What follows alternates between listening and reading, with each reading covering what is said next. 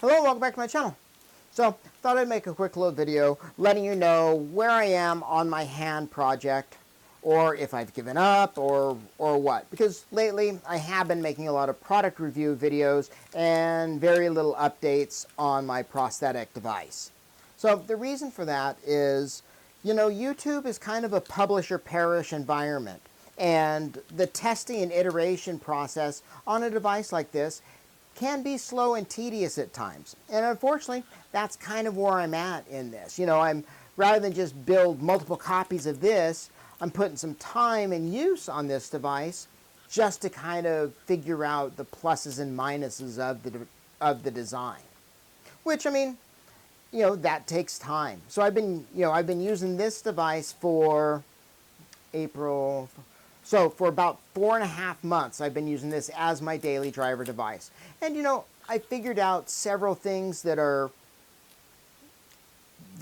awesome and things that need some refinement.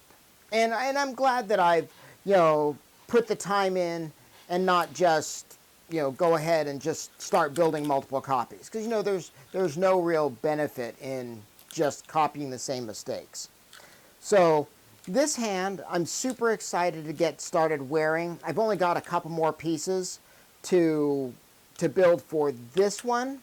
Unfortunately, the kit version of this device is looking like it's going to be, unfortunately, quite a ways off. It's been following along.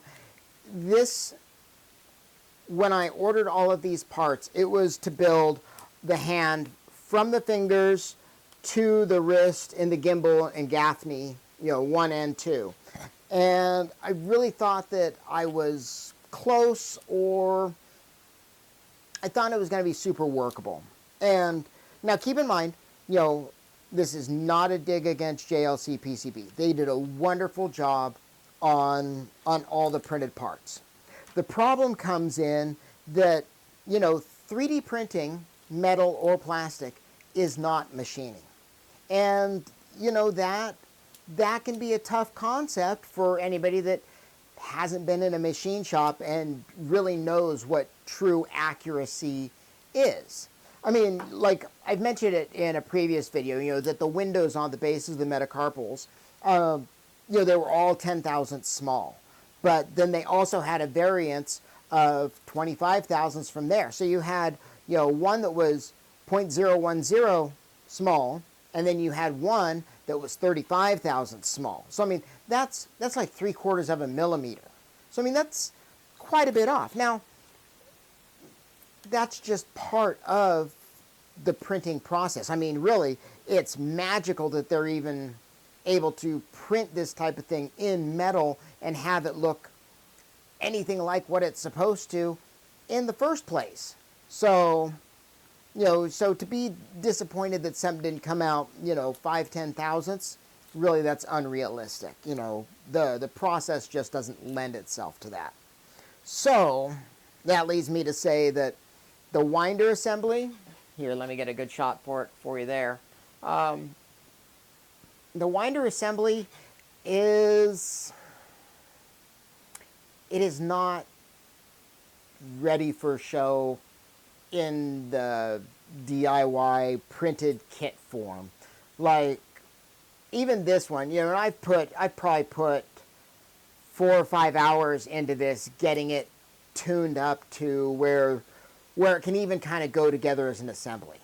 You know, the tolerance on these parts is just tight. I mean, that's just inherent to the mechanism. And, you know, that's a tough thing that I'm going to have to figure out in order to make it a kit. You know, and that's tough. So, you know, you got to figure, the hand is made up of 5 major components. You know, you have the fingers, you have the socket, you have the winder, you have the gimbal Gaffney, and then you have the forearm cuff. So the socket itself, that's something that the end user is going to be refining. But everything else, that and the cuff, you know, that's stuff that if I'm going to be putting it together as a kit, needs to be pretty well refined. And with printing, just sadly, it just isn't there. So I'm looking at a couple companies that do small batch and machine on demand. Kind of like Exometry, different companies, because Exometry's prices are a little, you know, I mean, they're a little expensive. So, not to call them out or anything, just a little expensive when I run it through the part calculator. You know, because I'm still looking to do this as some assembly required DIY kit type format. So, you know, still working on it. Just, you know, I've been building the new studio. Again, you know, got some wonderful products from Creality that I've been playing with. Today, they sent me, the new Pro rotating kit showed up for the Falcon 2 laser. Super surprised about that, but I have to say, you know, if you're going to be doing, you know, glasses and such, glasses and tumblers, and, you know, kind of the stuff that you're seeing on TikTok lately, that's really, it's a pretty cool piece of kit, I have to say. You know,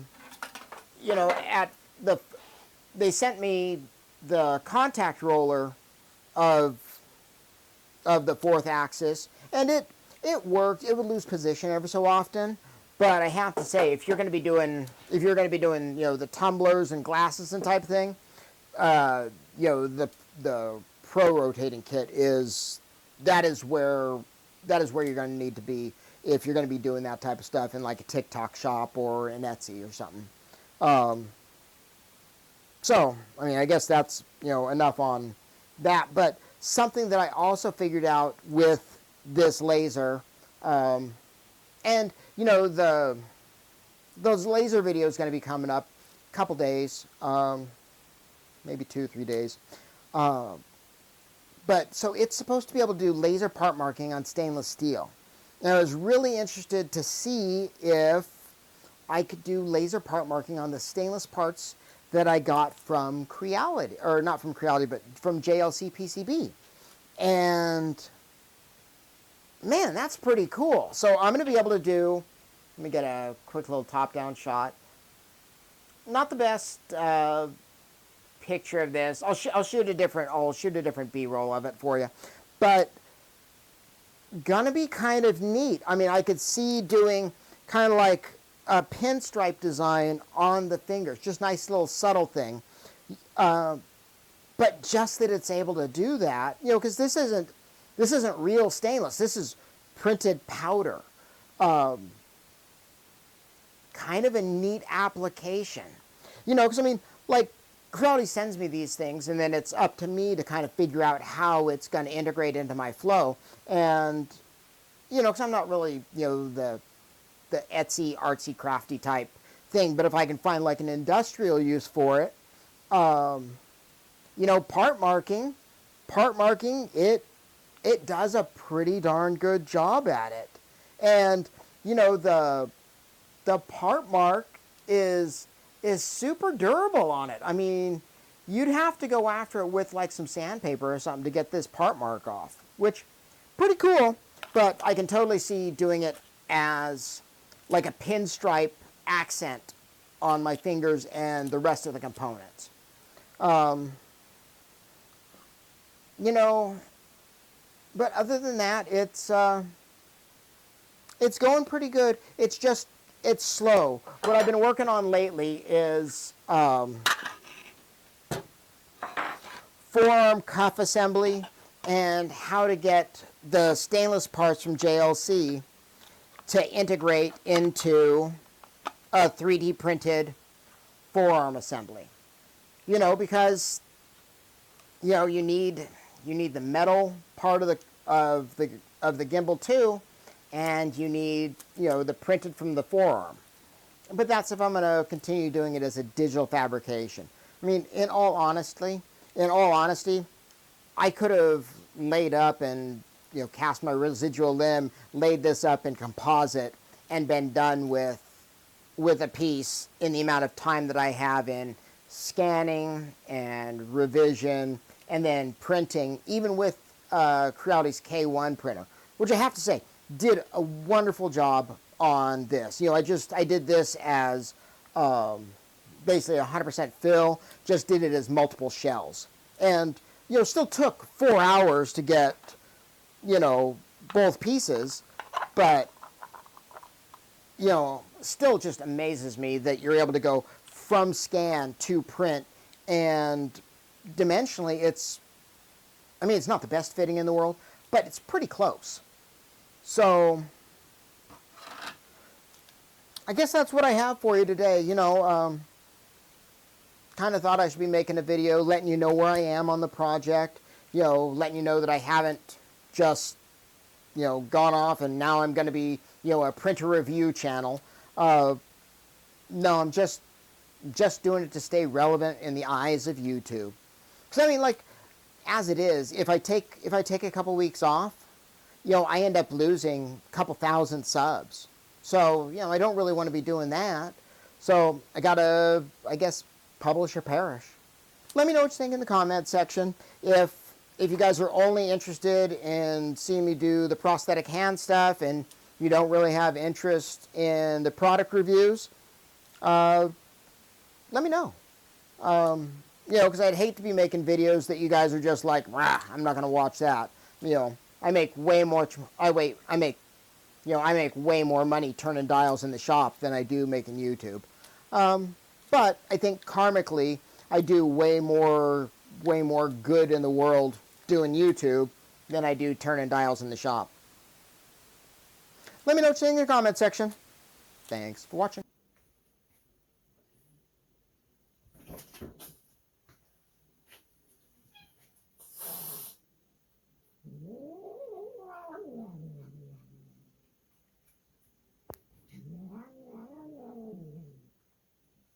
Tofu is spicy.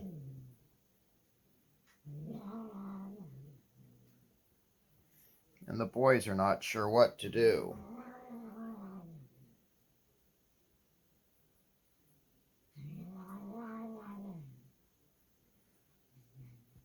And the boys are like, she's yelling at us!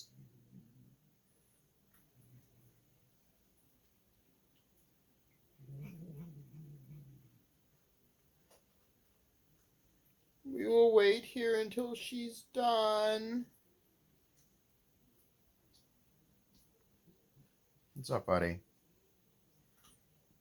Is the girl scary?